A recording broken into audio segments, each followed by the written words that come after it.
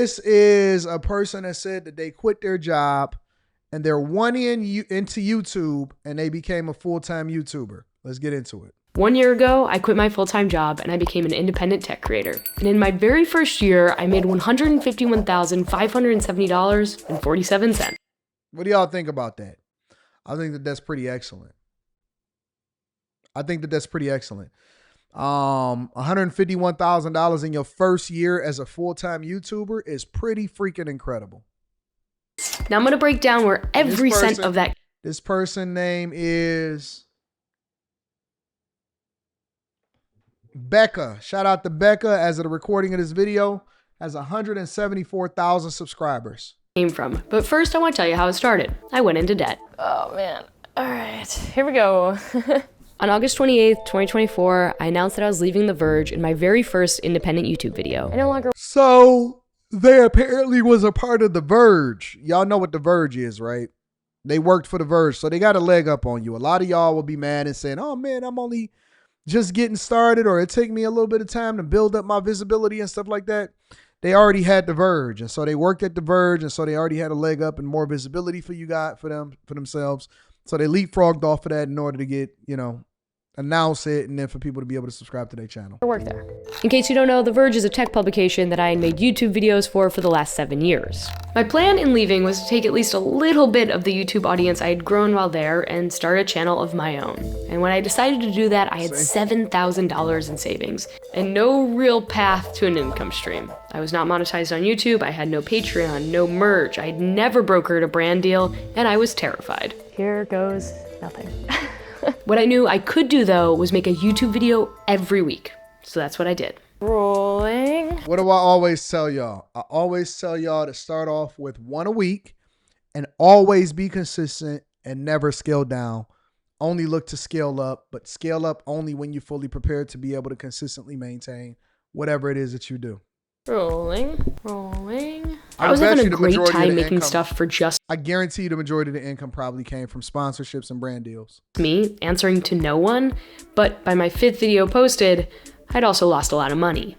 I had rent, a car payment, health insurance, student loans, living expenses, gear expenses, and on top of all of that, I had to buy a brand new iPhone so that I could review it. By the 6th video mark, my bank account was really low, and nothing sucks creativity out of you quite like not being able to pay your bills. Rolling. It wouldn't be until my 7th video that I finally got a bit of income as an independent creator. That was when I got my very first YouTube monetization check for $1,663.48. It was also right around that time that I signed a management deal. This is my manager, Cam. Camper. You're seeing footage from a brand trip that we took together last spring. Signing with the manager was an incredibly tough decision for me. I was someone who had just spent 7 years making content for someone else. I walked away owning none of it. So for better or for worse, I'm just incredibly protective over my brand. But within the first 2 months of doing YouTube, I realized that I'm just not a business person. Like, there are creators who do YouTube for the business, and that's amazing. I'm just not one of those people. I do it because I want full creative control. I just want to make stuff. And so I knew I needed to find somebody who could do. That actually sounds like me. At this point in my life, I just want to make stuff. I'm really a business person that turned into a YouTuber, but I want to be a YouTuber just 100% of the time and not have to focus on the business as much. More of the business work for me. And since Cam and I have been working together, I have taken home, that means after his commission, $113,483.55, which made up 75% of my income last year. The process goes like this. Cam does his Cam stuff, and then he brings me potential partners. I like to use products before I recommend them to you, so I usually try to get a product in, use it for a bit. If I like something, that's when I start making a 60 to 90 second ad spot. They'll go in my content, and once the brand approves, it gets slotted into a video, and then you see it.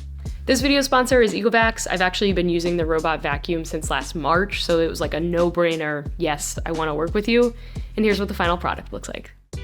There is nothing more satisfying than watching your little robot vacuum do all of your work for you. I think I might have a problem. I'm obsessed with this thing. So, like I said, the majority of content creators, most of them, they don't make a lot of money on YouTube or TikTok or whatever.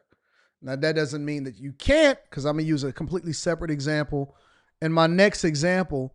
but most of them make the majority of their money off of brand deals, affiliate links, merch, and so on and so forth. As a matter of fact, I would even venture to say that most of them probably are micro influencers. I like to call them micro influencers. And I would say most of them probably is more or less like 70-30, 80-20 of what they rock out with. This is the Ecovacs X11. Look at the mop lines. This is like my favorite part. It's got all the great Ecovacs features that I've come to love, but the X, well, it walks a year work for the new Elf. Just hell out to the show. Let's talk YouTube. Since going independent, I've published 43 videos on this YouTube channel.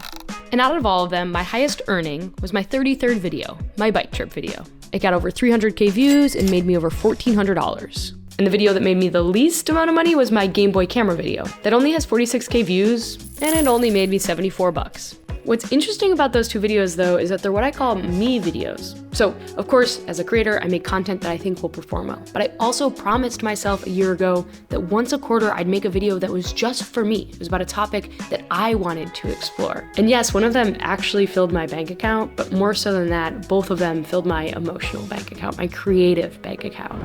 This is so beautiful. So yes, serve your audience, but don't forget to serve yourself too. And take risks, of course. Overall, in 1 year, I've made $15,513.80. I knew it. And I haven't actually seen all of this video yet. Overall, in 1 year, I've made $15,500. So she's made 100 in 1 year. And this is why I can't wait to talk to y'all about this in the Patreon tonight. In 1 year, it looks like 10% of her income only came from YouTube. Again, only 10%, because remember she said she made $150,000 a year, and so she's made $15,000 on YouTube. I'm telling you that most, not all, because again, I'm going to use a completely different conversation next. Most content creators look to do brand deals, and I am going to talk about that tonight on Patreon. They are not making the majority of their monies off of YouTube. Now, for me, obviously, I make a gang of money on YouTube separately from the other two channels. Separately from, yep, we got a Patreon tonight. Separately from the other two channels. And we got the Q show tonight. That's correct. All right. So y'all, I'm going to show y'all how to do pitch sheets. I'm going to show y'all how to do a lot of different stuff. So if you are a content creator or you looking to get into content creation, the next week after that or later on this week, we actually got Stock Club. So that's going to be separate. But I needed to do a piggyback video to show y'all exactly some more stuff. Now, if anybody wants me to show my numbers, I will. I have no problem with that. $513.84 via YouTube monetization, which makes up 10% of my income. Another income stream for me is Patreon. Over there, I post all my videos completely ad-free. I have a chat, and I also do a weekly newsletter that's filled with what I'm working on, what I'm thinking about, what I'm reading, watching, listening to. The newsletter has turned into this amazing way of documenting where my mind's at, and it's also just been such a great way to practice my writing. I think everybody should have a newsletter, even if it's like just for yourself or your friends or your family. It's just like a really easy, good way to stay creative. There are currently 287. I would guess, if I had to guess, that she's probably made $10K, $10,000 this year on Patreon. Of us on Patreon, and if you're one of them, you know I appreciate you to no end.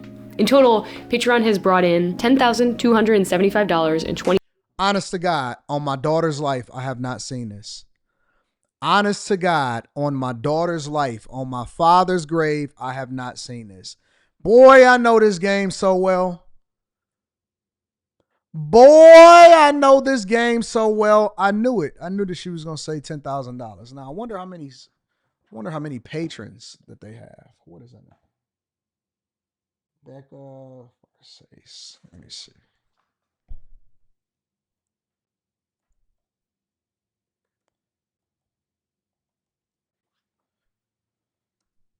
Patreon. All right, let's see what we can find. Oh, she doesn't show.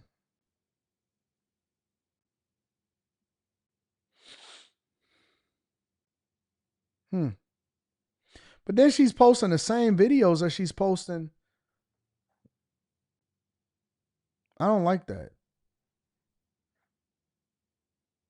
She's posting some of the same videos on her Patreon that she posted over here. So what's the point of making it exclusive?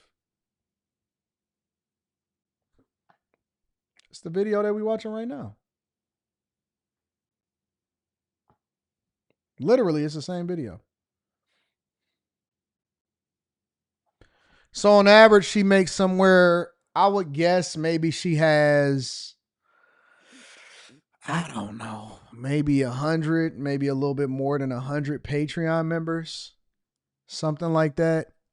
If I had to guess, 100 and something Patreon members. That'd get her that. I have, well, y'all know how many I have, so that's not even a secret. Let me see something.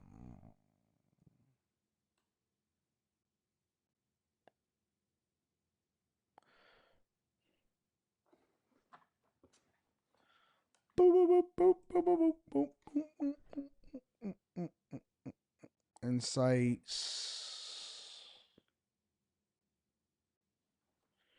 So my active members is a lot different. I got 19,380 active members. So it's going to be a good Patreon tonight. So I know a lot of this because I've been doing it a long time and I actually have probably one of the biggest Patreons. So it's a little bit different for me. So 27 cents in 1 year, which was just shy of 7% of my total income. The last 8% of my income, or $12,298, is a mix of award money that I've won, some speaking gigs I've done, and affiliate linking. All right, so that's everything I brought in, but of course the other side of the story is expenses. When you own a business, you pay for a business. So of course I get gifted and lent a lot of tech. I get taken to a lot of locations, but I also have to pay to get a lot of places. I have to buy a lot of tech, and then there's gear, of course. I also live in the US, so there's health insurance, taxes, and then all creatives know the Adobe Creative Suite. All right, that was a look back. Now let's look forward. Over the summer, I was approached by this guy. This is Jonas. He's an incredible designer, and after many video calls and drafts and texts and notes, he came up with this. Welcome to the new look of my YouTube channel. It was incredible working with Jonas. He gave me many different options and different ways that we could go, but ultimately I felt like this was bold, it was true to life, it felt natural, and it just felt like me. And I am so excited to rep this. It's not quite live yet because there's a couple things that I still need. somebody says she ad free over there. I got YouTube Premium. I'm ad free over here. To do, but it will be coming out soon. If you are in need of any sort of branding work, I will link Jonas's website down below. 10 out of 10, cannot recommend him enough. There's also some merch that's gonna be coming, but I'm picky as all hell, and like this. All right, I got you. She stole Molly's saying. Nope. Molly is the only person that could say touch grass.